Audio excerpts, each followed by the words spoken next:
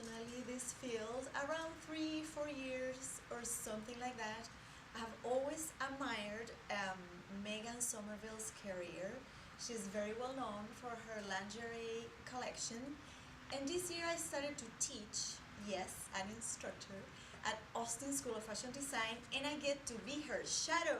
So at some point I'm like, okay, how lucky am I, and how much people would love to hear what is being going on. So that's why I'm having this interview with her. How are you?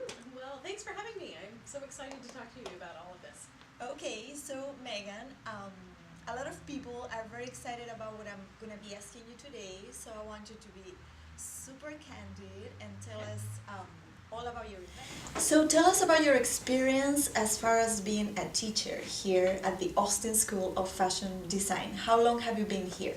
I've taught classes at the Austin School of Fashion Design for a year and a half, and prior to that I taught industrial sewing in an industrial setting. Okay, what do you enjoy the most from all those different classes you teach, and which ones are your favorite? I really enjoy the process of watching new designers bloom, going from I might have never touched a sewing machine to oh my gosh, I made my first garment, look, and having that process unfold online. So I want to ask you next about your awards. Okay. I have heard some interesting stories, something about a co-op you came up with some years ago, and I want to hear all about it. No more gossip, I want to hear the scoop here.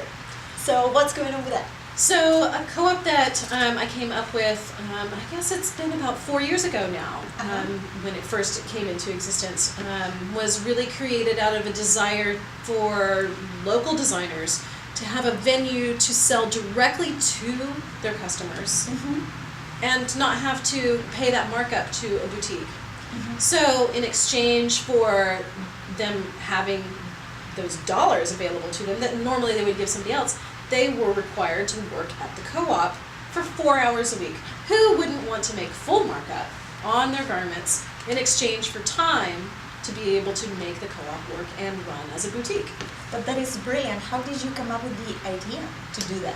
Really, it was the idea of I myself, I can't man-hour 60 hours a week in a boutique setting and create garments at the same time. There just wasn't enough hours in the day. So how do I leverage my time? How does every designer leverage their time? Well, you figure out how to work with other people to make that happen. Every designer wants to know, how do I get funding? How do I make this happen? So the reality is you have to work for it. And you have to be on your toes every single time that an opportunity presents itself. And the opportunity that presented itself to me was a grant competition run by QuickBooks, the Intuit people. And they had a contest called Love a Local Business. And I was nominated by one of my customers, unbeknownst to me, for this grant. And for whatever reason, the stars aligned, everything happened the way that it should, and I was able to win a $35,000 cash grant. Oh my God. To be able to open up the co-op for other designers to create a space where they were able to sell direct to their customers. $35,000. You could have done anything with that money, and you decided to come up with a co-op to give an opportunity, another platform for a bunch of local designers. I wasn't here back then. And why? Where did this come from? Where is the motivation? The motivation, somewhat self-serving, but also wanting to serve my community. And for the self-serving portion was, I didn't have enough hours in the day to run a boutique by myself.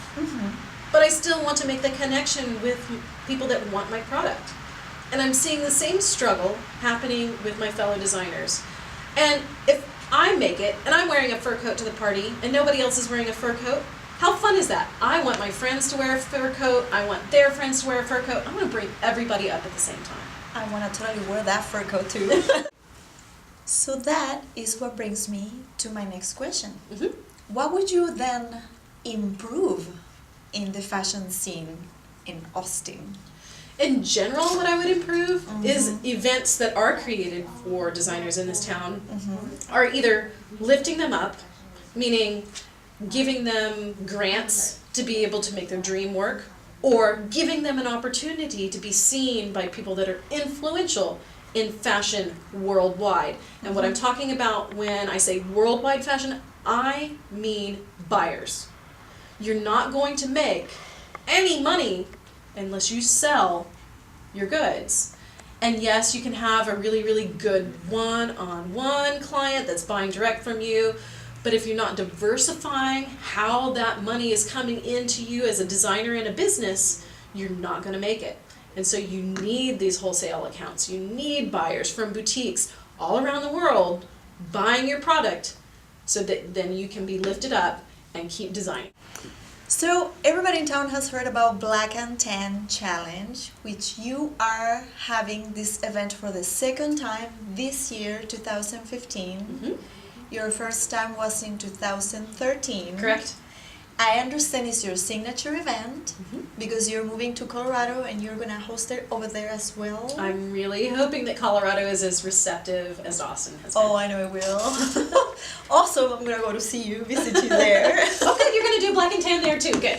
Yes, absolutely. And I have a lot of questions about this event. First of all, tell everybody, for the people that don't know and are going to be wishing to participate in the future, tell what is it about? What makes it special?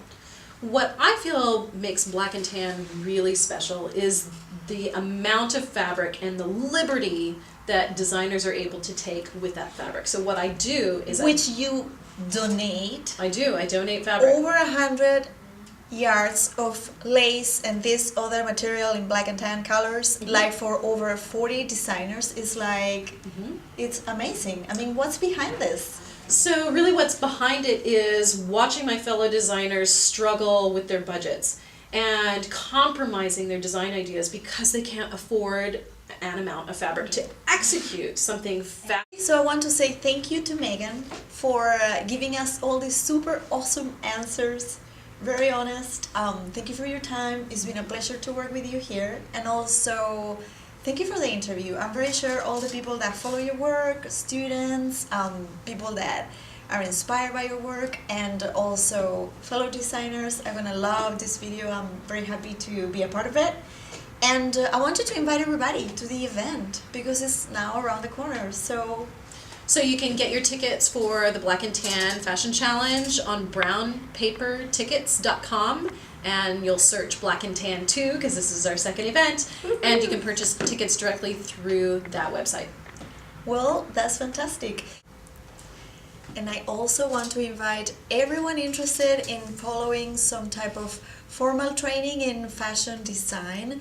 Come to the school, come see us, and check us out online also. It's austinschooloffashiondesign.com. It's true.